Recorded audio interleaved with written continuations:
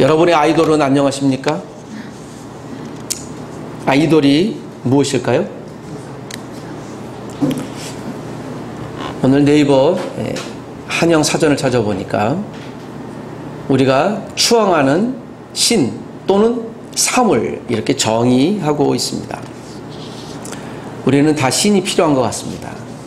왜냐하면 우리 인간 스스로 자체가 부족하기 때문에 그렇죠. 여러분, 우리의 신은 누구입니까? 온 세상의 신은 얼마나 많이 있을까요? 힌두교인들은 각각의 신을 만들어서 약 3억 3천 개가 있다고 합니다. 일본에는 신이 800만 개가 있다고 합니다. 중국에는 신이 공산당 이론만 형식적으로 존재합니다. 그러나 각각의 신, 빠이빠이라고 하죠. 조상신을 이야기합니다. 한국에는 신이 얼마나 있습니까? 그렇게 보면 우리가 믿고 신뢰하는 모든 보이지 않는 신, 영어로는 God라고 하는데 하나님의 신들이 참 많은 것 같습니다. 우리가 영적인 신을 우리가 추앙하는 것 말고도 이 시대에 우리가 믿고 신뢰하는 모든 것은 다 신이라고 볼 수 있을 것입니다. 나는 그런 신 안 믿습니다. 나는 내 주먹을 믿습니다 하는 분들도 있을 것입니다. 나는 내 주머니에 돈을 믿습니다 하는 분들도 있을 것입니다. 나는 내가 투자한 주식과 땅을 믿습니다 하는 분들도 있을 것입니다. 보이는 것이나 보이지 않는 것이나 모든 것을 신이라고 할 수 있을 것입니다. 나는 유명한 어떤 위인을 그를 추종합니다. 그것도 신인 것이죠. 여러분, 우리가 믿고 있는 모든 것들, 신뢰를 두는 모든 것들은 다 신이라고 볼 수 있습니다. 여러분 부디 여러분의 지갑을 믿지 않기를 원합니다. 여러분이 갖고 있는 주식을 믿지 않기를 원합니다. 나에게 조언을 주고 내가 신뢰했던 어떤 사람을 추앙하지 않게 되기를 원합니다. 이것이 오늘 성경이 말하는 바인 줄 믿습니다. 하나님은 질투의 하나님이라고 하십니다. 그 질투라고 하는 말씀을 쓰셨을 때의 대상은 우상들을 섬기는 하나님의 백성들을 향하여 직시하는 것입니다. 여러분, 부인은 남편을 사랑하되 신처럼 사랑하지 마십시오. 부모는 자녀를 사랑하되 신처럼 사랑하지 않게 되기를 바랍니다. 우리 있는 모든 것은 세상을 떠나고 소멸되기 때문입니다. 여호와 하나님 이외엔 참신이 없습니다. 이 이야기를 예레미야 선지자가 40년간 선포했던 것입니다. 예레미야, 여러분, 예레미야 선지자는 어떤 분입니까? 우리가 잘 알고 있는 대로 눈물의 선지자로 알려 있습니다. 그래서 여러분, 성경에는요, 애곡 또 슬픈 노래라는 이름을 가진 성경도 존재합니다. 그 성경의 이름은 그 애가 슬픈 노래라는 The Saddest Thing에서 멜라니 세이프카의 노래가 있습니다. 7, 80년대 살았던 분들은 이 노래 알 거예요. 이 노래 듣고 있으면 진짜 슬퍼져요. That sad thing. 노래가 이래요. 그래서 그 시대의 히피 문화를 대표하는 노래로 알려져 있고, 저도 그 노래에 한참 심취했던 것을 보는데요. 마치 그것처럼 아주 슬픈 노래를 할 수밖에 없었던 이것이 예레미야 애가, 이것은 이스라엘 남유다 백성들에게 그들이 하나님 앞에 돌아오지 않는 것을 아주 슬픈 마음으로 마치 장송곡처럼 했던 것이 예레미야 애가입니다. 예레미야 애가가 있기 전에 예레미야가 있습니다. 예레미야 애가는 완전히 망해버린 남유다 하나님의 백성들을 향한 그 슬픔에 못 견뎌서 하나님의 마음을 대신해서 고백했던 노래입니다. 고백입니다. 그리고 그 전에 예레미야가 존재하죠. 즉 예레미야서는 이 남유다 백성들에게 자, 이제 곧 나라가 망할 터이니, 앞으로 곧 수십 년 뒤에 나라가 망할 터이니 너희들을 회개해야 한다라는 하나님의 마음으로 선포하고 있는 고백서이기도 합니다. 여러분, 성경을 잘 보시면 예레미야가 52장까지 이루어져 있습니다. 예레미야 선지자를 요새 계속 또 묵상하면서 참 안 됐다. 이렇게 살아야지. 그런 마음이 참 많이 듭니다. 이사야와 또 예레미야가 요 근래 제가 이제 60을 앞에 두는 나이, 외모로는 여전히 40대 초반에 머물러 있지만 누군가 이렇게 불러줬을 때 제가 예레미야와 이사야 선지자를 계속 보면서 정말 많이 통독했음에도 불구하고 시대가 달라질 때마다 이분들에 대한 생각들이 많이 좀 달라져요. 그 이사야의 마지막 톱으로 온몸이 난도질당해서 죽을 수밖에 없었던 숨겼던 이 바통을 이어서 또 예레미야가 다시 하나님의 백성으로 선포하는데 거의 100년 동안 선포하는데 두 선지자가 정말 돌이키지 않아요. 징하다. 왜 이렇게 징할까? 예레미야 선지자는 유일하게 남유다의 멸망을 두 눈으로 봤던 선지자예요. 그 얼마나 슬펐겠습니까? 39년째 망했어요. 그 얼마나 슬펐겠습니까? 하나님, 내가 이렇게 선포했음에도 불구하고 결국 망한 것을 두 눈으로 봐야 됩니까? 예레미야는 안 그래도 그 슬프고 고통스러운 메시지를 함에도 불구하고 그 두 눈으로 나라를 완전히 잃어버린 것을 두 눈으로 또 봅니다. 여러분, 예레미야 선지자의 말씀에 얼마나 많은 사람들이 귀 기울이는지 아세요? 놀라운 것은 거의 없어요. 바룩이라고 하는 비서 이외에. 예레미야 선지자의 이 말씀을 그 바룩이라는 비서가 기록했던 것을 보고 뒤끝에 몇 장 정도는 바룩 선지자가 추가한 것이 예레미야서입니다. 이 당시 남유다는요, 애국과 아수르, 바벨론 여기 줄서기를 합니다. 어느 나라를 신뢰해야 우리가 살 수 있을까? 때로는 아수르에 좀 갔다가, 얼마 전까지만 해도 그들을 지배했던 나라잖아요. 때로는 애국으로 갔다가, 여러분, 애국은 이스라엘의 어떤 나라예요? 최대 정적이잖아요. 그런데 또 애국의 힘을 빌렸다가, 때로는 아니야, 우리가 최고의 강대국의 힘을 빌려야지 하면서 바벨론에 빌붙었다가, 애국과 아수르가 또 바벨론의 힘을 저지하기 위해서 서로 힘을 모을 때 여기 붙었다 저기 붙었다, 우리는 어디로부터 살아야지 했던 그 시대에 이사야와 예레미야는 아무도 붙지 마라, 우리를 살려주시는 이런 여호와 하나님뿐이다라는 호소를 하고 있는데요, 도무지 듣지 않아요. 그리고 드디어 예레미야는 이제 나라가 망할 것이니 너희들 포기해라는 메시지가 전한대요. 곧 망할 것이니 여러분, 이제 우리가 살 생각은 하지 말고 바벨론의 신하로, 바벨론의 식민지로 살 준비를 하십시다. 여러분, 우리 곧 망한다고 하는 얘기를 듣고 누가 좋아하겠습니까? 여기 예레미야가 이야기를 사람들이 듣기 싫어했을 뿐만 아니라 그를 테러하기 시작합니다. 적어도 예레미야서에는 예레미야가 3번이나 테러를 당해요. 위협을 당합니다. 말이 3번이죠. 그러니까 살 수가 있어요, 없어요? 야, 설교하고 있는데 누가 나를 총을 쏘면 어떡하지? 지나가는데 그를 구덩이에 빠뜨리고요, 산채로 생매장해 버리려고 하고, 그를 또 예루살렘 성 중앙의 한 나무에 목에 착고에 이렇게 메고요, 두 손과 발을 뒤로 맵니다. 그리고 그를 아주 굴종하게 사람들에게 보여요. 그러니까 비난하고 힐난하는 거죠. 예레미야가 여기 화가 나요. 막 창피하기도 하고, 내가 이것을 보려고 이 노릇을 합니까? 라고 하는 고백을 합니다. 그 예레미야가 참 고통스러운 선지자예요. 그리고 결국에는 또 애굽의 바룩과 함께 더불어서 그가 끌려가요. 함께 도망쳤던 자들이 이 예레미야 선지자를 데리고 가요. 그리고 거기서 돌맞아 결국 죽어요. 그러니까 이 선지자들의 삶을 보면서 왜 저렇게 살아야 하지? 이사야도 그렇고 예레미야도 그렇고 결국 나라도 망하고 자기의 메시지를 아무도 듣지 않았고 자기도 원치 않는 곳에서 마지막 순교하는 그런 삶. 그러니까 예레미야 선지자의 메시지를 마치 그 장송곡 같아요. 그러니까 슬픔이 가득 찬 눈물로 가득 차 있는 것을 봅니다. 그러나 예레미야가 아니라 예레미야를 통한 누구의 메시지예요? 하나님이 그런 마음이라는 거예요. 오늘 성경 모든 66권의 저자는 그래서 소위 유령 작가, 홀리 라이터라고 합니다. 또 고스트 라이터라고 하잖아요. 누군가의 생각을 대신해서 적는 그런 사람, 하나님만 마음을 대신해서 우리에게 하고 있는 줄 믿습니다. 지금 우리가 또 예레미야서를 통독하면서 여러분, 그 예레미야의 말씀에 다시 한 번 더 우리가 귀 기울이고 그의 마지막 인생을 보면서 인생을 들여 이 메시지를 했구나 라는 말씀으로 여러분, 우리가 예레미야의 말에 귀 기울여 주시기를 부탁드립니다.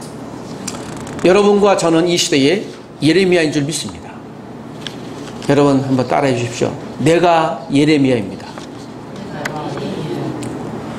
뭐 이사야처럼 주님 내가 여기서 나를 보내달라고 쓰임받았으면 제가 예레미야입니다 라고 이사야입니다 내가 얘기하겠지만, 여러분 느헤미야의 마지막, 이제 여러분 이사야의 마지막을 봤잖아요. 이 느헤미야의 마지막을 제가 미리 여러분께 드렸습니다. 그러니까 참 비참해요. 그러나 여러분 이 시대의 이사야나 예레미야 같은 사람을 저와 여러분은 또 불러주신 줄 믿습니다. 여러분 톱 잘려 죽으라는 소리가 아니에요. 우리가 식민지 백성이 되라는 소리가 아니에요. 이 메시지, 즉 이 메시지 자체를 우리가 들으면서 이 시대에 여전히 이 메시지는 저와 여러분에게 유효한 줄 믿습니다. 각 나라도 마찬가지겠지만 남과 북은 우리가 이 지정학적으로 항상 주변 나라를 살펴볼 수밖에 없어요. 그렇지 않습니까? 그래서 외교도 잘해야 될 줄 믿습니다. 경제도 잘해야 될 줄 믿습니다. 그러나 그것이 우리를 살려주지 못해요. 이 역사가 얘기하는 겁니다. 여러분 우리를 살려주시는 이는 누구십니까? 이것이 오늘 예레미야 선지자의, 하나님이 예레미야를 이 시대에 한국에 보냈으면 그 얘기를 똑같이 했을 거예요. 중국이나 일본이나 러시아나 미국이나 아니 유럽이나 강대국 의지하지 마라. 여호와 하나님만이 우리의 소망이라고 얘기하실 것입니다. 오늘 저는 이 아이돌에 대해서 여러분께 설명하고 설득하고 이 시대의 진정한 또 유일한 신은 여호와 하나님이라는 것을 말씀드리려고 합니다. 예레미야, 자 오늘 제가 10장을 읽었습니다. 10장에는 예레미야가 하고 싶었던 그대로의 이야기 중에 우상이란 무엇인가에 대한 이야기를 이 당시 남유다 사람들에게 하필이면 이 말씀을 다시 한번 반복해서 해야 됐었어요. 이사야 선지자도 동일한 유사한 말씀을 하세요. 우상은 호흡도 하지도 못하고 쓸모없는 것이다 라고 얘기하는데요. 다시 예레미야 선지자도 동일한 말씀을 하십니다. 여러분 우상은 어떤 존재입니까? 우상은 어떤 존재입니까? 자 보시는데요. 3절에 보니까 여러 나라의 풍습은 바벨론, 아수르, 애국, 암몬, 이 당시 남유다를 이스라엘을 덮었던 주변 모든 국가들이 섬겼던 믿었던 풍습, 이것은 다 헛된 것이니라고 얘기해요. 선포가 그겁니다. 아무 의미 없는 것이다. 왜요? 그들이 만든 우상은 어떤 존재입니까? 그들이 만든 우상의 재료는 산림에서 벤 무엇이라고요? 나무예요. 실제로 그들이 믿었던 대부분의 우상들이 나무입니다. 뒤에 좀 희미하게 보실지 모르겠는데요. 몇 가지 우상이 있습니다. 당시 바벨론이 믿었던 마르둑이라고 하는 우상이에요. 마르둑은요 태양의 종아리 위치 정도 한다고 봅니다. 이게 근본적으로 물의 힘이, 물의 신이에요. 물. 폭풍우도 주고 또 비도 내리고 그래서 땅이 잘 되는 것처럼 여겨지는 그런, 이게 마르둑이에요. 위에는 독수리 형상을 하고 있고 또 사람의 형상을 하고 있는 그런 존재입니다. 다음에서 보는 신은요, 코가 이렇게 쭉 나와 있습니다. 얼굴은 독수리고 밑에는 사람인, 반신 반수인, 이게 아수르의 니스록이라는 신이에요. 아수르 대왕들은 실제로 이 형성을 머리에 쓰고 다녔다고 하죠. 아수르의 신. 그리고 이 니스록에서 경배하다가 사내립을 죽었잖아요. 그러니까 이들이 전통적으로 믿었던 신입니다. 그리고 이 바벨론이나 또 아수르나 암몬이나 모압이나 남유다도 북이스라엘도 신뢰하고 받아들이고 또 계승하고 믿었던 신이 바로 이 신이죠. 오늘 본문에 나오는 요시야, 여호야긴 시대까지, 마지막 시드기야 시대까지 없어지지 않았던 신이에요. 이 신의 이름이 몰렉, 밀곰이라고 합니다. 이것은 원래 암몬의 신이었어요. 출애굽기에 나와요. 그런데 이것을 아수르가 계승해요. 아수르의 신을 바벨론이 계승해요. 바벨론이 계승한 걸 또 누가? 이스라엘이 계승합니다. 여러분 남유다에서 이스라엘이 처음으로 이 몰렉신을 수용한 사람이 누구예요? 제가 자꾸 반복하는 사람이잖아요. 솔로몬. 수백 년 전의 조상이 여전히 또 이 몰렉신이 여러분 암몬에 시작해서 애굽으로 갔다가 아수르로 갔다가 바벨론으로 갔다가 여러분 이 신이 어떻게 돼요? 없어지지 않죠. 신은 뭐 하는 거예요? 사람이 만든 신은 유행합니다. 유행 따라가는 거예요. 여러분 이 시대에 우리가 사람들이 부르는 노래를 무슨 가라 그래요? 유행가라고 하죠. 이 스타일이에요. 형식, 유행 따라가는 것이죠. 이전에 어느 가수가 불렀던 유행 따라 사는 것도 제멋이지만 자기 멋대로 사는 것도 제멋이지만 나는 좋아 님과 함께라면 이라는 노래가 이게 70년대 유행했던 거예요. 여러분 유행가 가사는 유행가는요 그냥 유행하는 거예요. 그 시대의 옷을 입는 겁니다. 이 시대에도 유행하는 것이 또 무엇이 있겠습니까? 꼭 노래뿐이겠습니까? 사람들의 생각. 그래서 여러분 신도 유행하는 거예요. 이 시대도 여전히 그랬습니다. 몰렉 신을 돌려가면서 이렇게 믿었다가 자기 형상으로 믿었다가 예전에 돌아가는 것입니다. 우리의 생각과 또 우리의 모든 것들을 유행하게 해요. 여러분 유행하는 것은 우리가 받아들이고 또 수용할 필요성도 있겠지만 하나님 이외에는 여러분 시대의 모든 형상도 다 유행하기 때문에요. 다양하게 입는 신의 형상을 여러분 유의해야 될 줄 믿습니다. 요즘에는 레거시 언론 이외에 또 유튜버 같은 다른 언론도 많이 유행하는데요. 저는 이제 학습 능력이 뛰어난 사람이라고 스스로가 자평해서 제가 그 종교 문화를 비교 종교를 가르치고 있지 않습니까? 제가 처음에 10여 년 전에 이것을 처음 강의를 할 때 제가 한국의 무교, 무당을 연구하기 위해서요. 무당을 찾아가지 못하고 여러 가지 자료를 힘들게 봤습니다. 다큐멘터리를 통해서 뭐 해안에서 하는 해안굿 또는 강신굿 이렇게 하는 사람들을 보고 그들이 신내림 맞는 것도 이제 보고 영상을 봤는데요. 그들의 형상들이 좀 이렇게 거칠지 않습니까? 그런데 요새는 아주 그 젊은 사람이 20대 중반인데요. 뭐 귀걸이를 멋있게 하고 누가 보면 그냥 대학생이에요. 근데 점을 치는데 외국에 있는 분들이 와서 점을 보는데요. 맞아요. 막 예언도 하고 과거에 어떤 일도 보고 그렇다 보니까 활짝 놀라는 것을 이 방송으로 보면서요. 야, 변한다. 여러분, 요즘에는 이렇게 카페 같은 걸 내서 이렇게 점을 보는 집도 있죠. 그게 뭡니까? 타로? 사주타로. 이게 변하는 거예요. 그래서 요즘 시대 옷을 입는 거예요. 우리와 비슷하네. 느낌도 비슷하네. 그러니까 그런 것도 받아들이지라 좋겠다. 그런 것들도 우리에게 잘 알아맞추니까요. 여러분 기억하십시오. 이것이 에베소서에서 바울이 했던 얘기예요. 사단이요. 우리 잘 알아맞혀요. 그래서 여러분 심지어 사단은 누구까지도 시험했습니까? 예수님도 시험했어요. 사단은 그런 존재예요. 사단을 만만하게 보지 마십시오. 사단은요 우리 과거나 심지어 미래도 알아맞힐 수 있고요. 좋은 것도 줘요. 단 조건 나를 믿어라. 이것이 무당이고 무교고 이 시대의 몰렉이고 니스룩이고 그런 존재입니다. 이것을 우리가 아이돌을 합니다. 제가 용어에 대한 좀 주의를 여러분께 드리고 싶습니다. 우리 모두에게. 이 그리스도인은요. 여러분 우리가 아이돌 스타라고 하잖아요.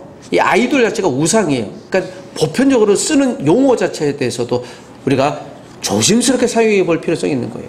여러분 사람은 우상이 될 수 있습니까? 이것이 오늘 예레미야가 고백하고 있는 겁니다. 오늘 예레미야가 하나님 앞에 붙들바 될 때 이 시대에 제가 지금 시대의 상황을 여러분께 말씀드립니다. 오늘 이 본문이 기록됐을 시대가 약 한 586년 전에 또는 600년쯤 언저리예요. 지금부터 여러분 2600, 700년 전의 스토리예요. 그런데 이 스토리를 해석해서 들으면 어쩌면 이렇게 우리와 거의 흡사하고 유사하지? 그러지 않겠습니까? 그 성경은 여러분 시대를 초월해서 이 당시 문화의 옷을 입고 메시지를 하지만 그래서 여러분 이 시대에 예레미야가 존재했던 것처럼 오늘 우리 시대의 예레미야가 저와 여러분이 되어야 돼요. 예레미야는 이사야와는 달리 그가 하나님 앞에 내가 너를 지명하여 불렀나니 너는 내 것이라 나의 손자가 되라 라고 했는데요. 이사야는 하나님 감사합니다. 제가 가겠습니다 하는 그런 사람이었지만 예레미야 여러분 우리가 1장에서 봤듯이 너는 나의 손자가 될 것이야 오 하나님 제가요 감사합니다 하기 전에 하나님 저는 아닙니다. 저는 아이라 말도 못해요. 거부하겠습니다. 예레미야가 첫 번째 보였던 반응이에요. 그러니까 예레미야가 자기가 자발적으로 선지하고 싶지 않았어요. 아마도 그가 이 시대를 보고 또 이사야 선지자의 삶을 그가 묵상하고 또 반추하지 않았을까 생각이 됩니다. 예레미야 1장 6, 7절에 보면 주 여호와여 나는 아이라 말할 줄 못합니다. 그러니까 하나님께서 이렇게 얘기합니다. 너는 아이라 말하지 말고 내가 너를 누구에게 보냈든지 너는 가며 내가 내게 무엇을 명령하든지 너는 말할지어다라고 얘기해요. 마치 모세와 비슷하죠. 여러분 모세도 비자발적으로 선지자 노릇한 사람 아닙니까? 그래서 다시 선지자 역할을 시작합니다. 이렇게 보면요 예레미야는요 52장까지 보면 하나님의 말씀 그대로 전하긴 했는데 사람들이 설득되지 않았던 것은 여러 가지 제가 해석해 보면 직설적으로 하나님의 말씀을 전하기도 했지만 그에는 그 대중연설의 그 탁월한 능력은 없었던 것 같아요. 그 얘기만 하면 사람들이 자꾸 화가 나요. 그리고 거기에도 각색하지 않고 예도 들지 않고 하나님이 여러분 당신을 지금 저주할 거예요. 그리고 여러분 예레미야는요 자기를 좀 괴롭혔던 분들이 있습니다. 자기를 구덩이에 빠뜨리고 함정에 몰아넣고 했던 선지자들을 보고요 예레미야가 하나님 앞에 호소합니다. 이것이 우리가 16, 17, 18장에도 봤듯이요 하나님 나를 괴롭혔던 저 악당들을요 죽여주세요. 그렇게 얘기를 해요. 그들의 아내는요 과부가 되게 해주세요. 그들의 자녀는요 몰살시켜주세요 라고 얘기를 해요.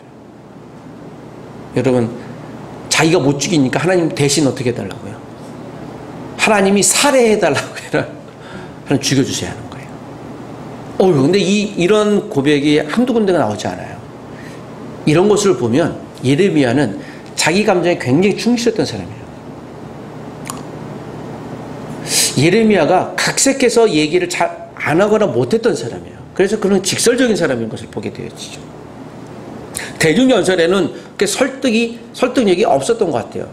여기서 여러분 한 가지 우리가 하나님의 쓰임 그런 것이에요. 말 잘한다고 하나님 앞에 쓰임받는 게 아니에요. 설득의 능력이 있다고 쓰임받는 게 아닙니다. 경험치가 있는 사람을 하나님이 사용하실 수도 있겠지만 우리에겐 우리 경험치 갖고 사용하는 게 아니에요. 우리가 비록 경험치가 없을지라도 믿음치 있는 사람을 통해 하나님 사용하시는 거예요. 믿음치는 순종과 비례합니다. 순종은 하나님의 말씀을 그대로 받아들이는 것을 의미하는 것이에요. 하나님은 이스라엘의 마지막 순간까지 마지막 선지자를 그들이 망하기 전에 예레미야를 선택했던 것을 우리가 기억해야 돼요. 왜 하나님이 설득자라는 사람이 아니라 말을 잘하는 사람이 아닌 사람을 선택했을까? 예레미야서는요 6번의 탄원으로 이루어졌어요. 그러니까 탄원이 뭡니까? 호소하는 거예요. 그 호소 가운데 세 번째, 네 번째 탄원은 예레미야 선지자가 하나님께 이렇게 얘기해요. 하나님, 저들 정말 안 돌이켜요. 근데 내가 왜 일을 해야 됩니까? 라고 하나님께 항변해요. 하나님께 저항하는 것으로 있어요. 마치 이스라엘이 남유다가 하나님 앞에 아무리 하나님께 사랑을 주고 하나님이 얘기를 해도 도저히 돌아오지 않는 그런 답답한 것을 예레미야에게 주신 것이죠. 여러분 우리가 또 이 시대를 바라보면서요 우리 주변에 있는 사람을 보면서 우리 직장을 바라보면서 변하지 않는 것들이 있죠. 오랫동안 기도했는데 변하지 않는 것들이 있습니까? 여러분 기도 노트 보시면 돼요. 1년 전에 2년 전에도 오랫동안 기도했는데 변하지 않는 것들이 있습니까? 기도 노트가 이렇게 두꺼운 거 보는데요 필면 저도 요새 답답함이 잠깐 많고요. 요새는 기업을 하시는 분들 회사를 가보면 목사님 그래도 우리는 잘 살고 있습니다 라고 얘기를 들어본 기업이 없어요. 거의 왜 이런 일이 계속될까? 내가 기도의 능력치가 이렇게 없나? 이제 그런 좀 고민도 들어요. 그런 만큼 우리의 기도가 또 우리의 자녀가 좀 하나님 앞에 좀 잘 되기를 원하고 또 내 직장에서도 내 위치가 좀 올라가기를 원하고 좀 풍성해지기를 원하는데 그런 풍성함이 아니라 계속 갈급해지고 메말라지고 여러분 사막이 변하여 무엇이 되는 거야?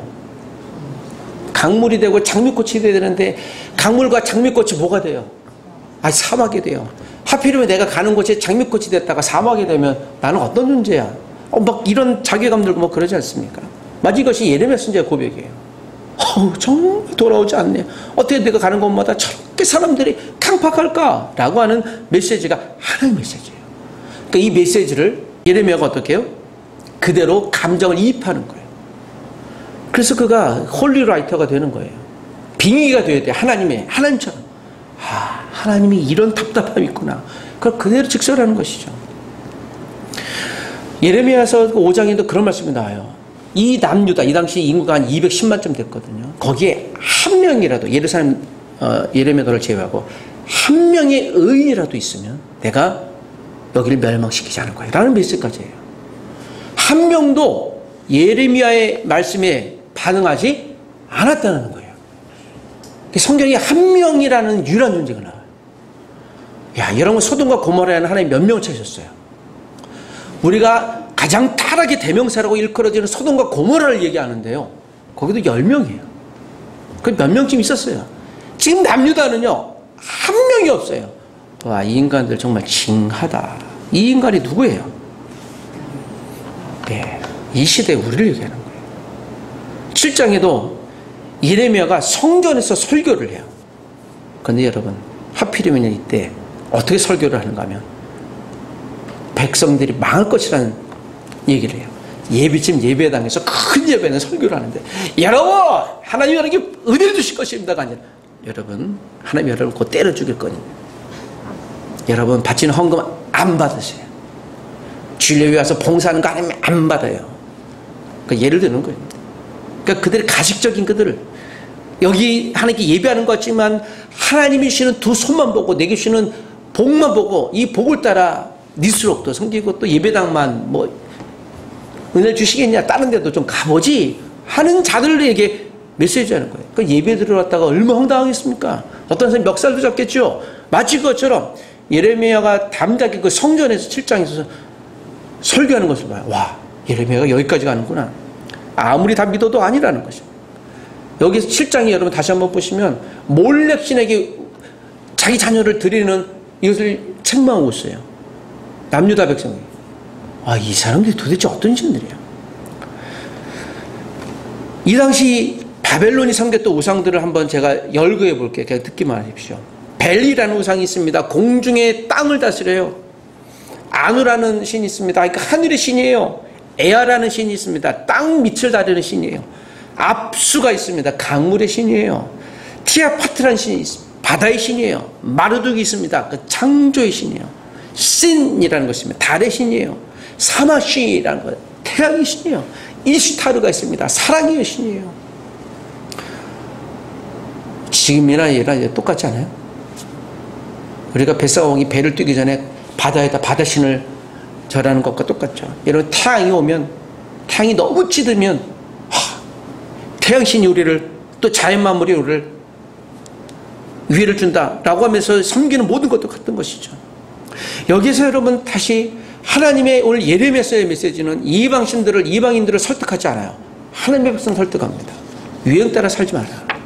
제목 따라 살지 마라. 하나님의 말씀으로 살아라. 그래서 드디어 10장이 오는 것이죠. 유행 따라 살아가는 그들에게 강대국이라고 하는 나라, 애굽이나 아수르나 바벨론에게 기웃기웃거리면서 그들을 하나님보다 더 위대한 힘, 권력자로 믿는 이 당시의 왕 엘리야김, 여호야김, 시드기야 같은 사람들에게 메시지하는 것이에요. 믿지 마라. 우상은 어떤 존재다.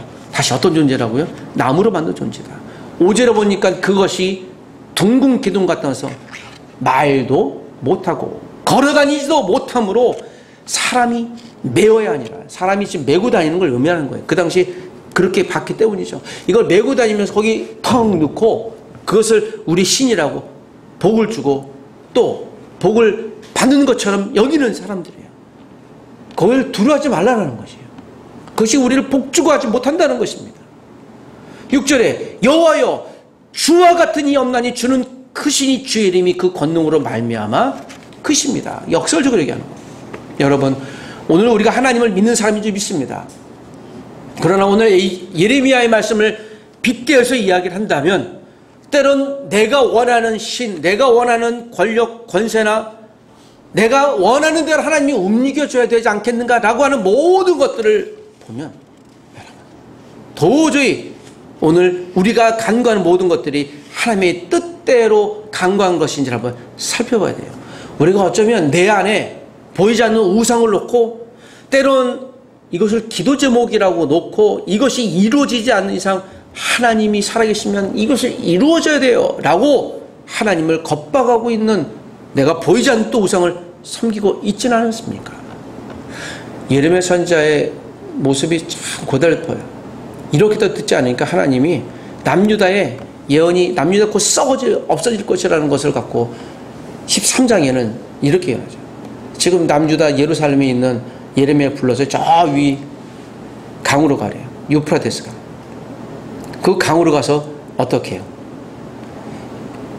거기에 썩은 허리띠가 있어요. 바위에 숨겨둔 거. 하나님 그걸 보라고요. 그래서 이 썩은 허리띠가 남유다가 될 것이야. 그게 다예요. 근데 이걸 보면 굉장히 좀 약간 허무해져요. 그 하나의 메시지를 가지려고요. 여러분이 560km 떨어졌거든요. 서울시청역에서 땅끝마을까지요. 몇 킬로 되시는 아십니까? 474km예요. 예, 그걸 걸어가려면요. 얼마나 걸리겠습니까? 여기서 아마 도보로 21일 정도 가는 거리, 이 당시에는. 21일 동안 그냥 하나의 메시지에, 야, 거기 가봐. 예, 여기 갔더니 썩은 허리띠가 있어. 썩었구나. 그래, 다시 가서 남유다가 이렇다고 전해. 아니, 그냥 옆에 있는 다락방에 있는 썩은 걸 주면 되지. 그러니까 거의 2달을 여행하게 하는 거야. 오랜만에 여행을 시키는 거야. 그 거리가 얼마나 힘들었는데요. 그 선지자의, 그러니까 허망한 거예요. 유다의 패망이 이처럼 허망한 거예요. 아, 쓸데없구나. 그 16장에 보면 결혼하지 말라고 그래요. 애국하지 말라고 그래요. 잔치집에 방문하지 말라고 그래요. 여러분, 이게 제일 여러분 결혼 안 하신 분들은 고민스러운 것이죠.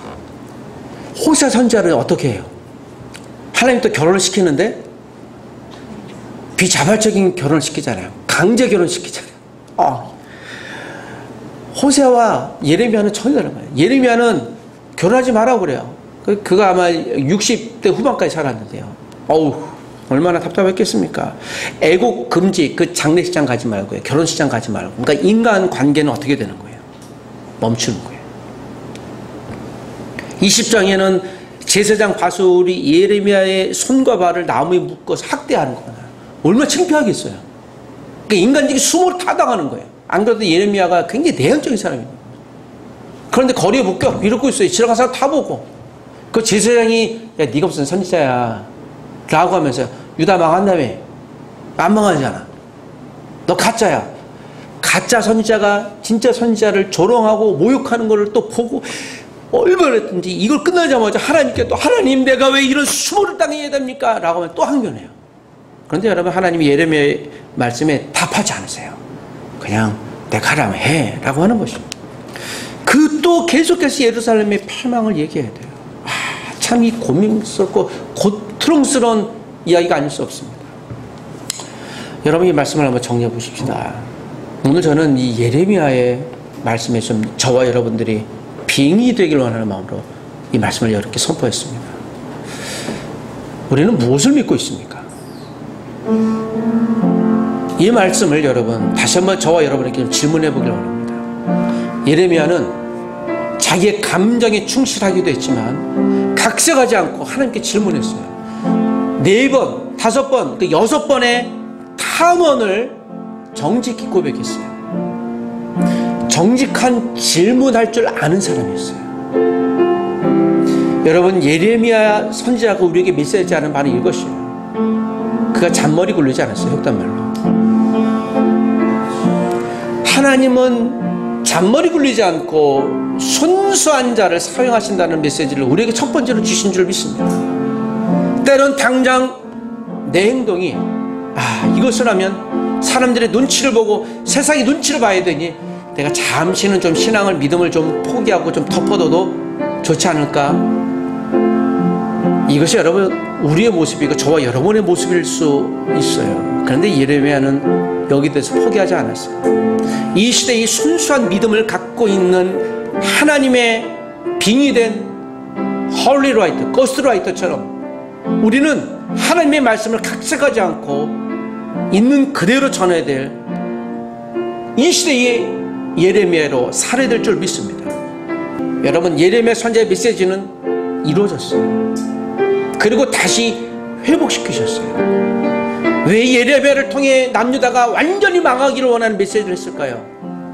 남유다가 망해야 다시 살 수 있는 거예요. 그들은 죽어야 했어요. 그들은 우상을, 그들이 믿었던 우상, 신뢰했던 우상과 함께 죽어야 했어요.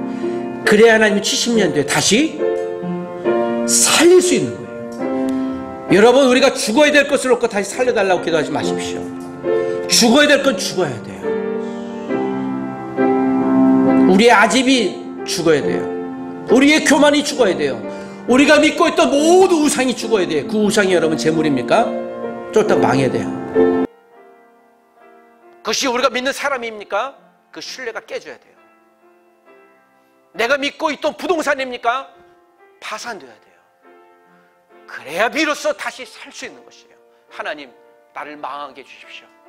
내가 믿고 신뢰했던 우상들을 죽여주시고 파괴시켜 주시옵소서. 그리고 다시 살려주시옵소서. 이 시대에 예레미야 같은 하나님의 메시지가 저와 여러분을 통해 있는 곳곳에서 일어나길 원합니다. 여러분은 무엇을 믿고 있습니까? 기도하십시다.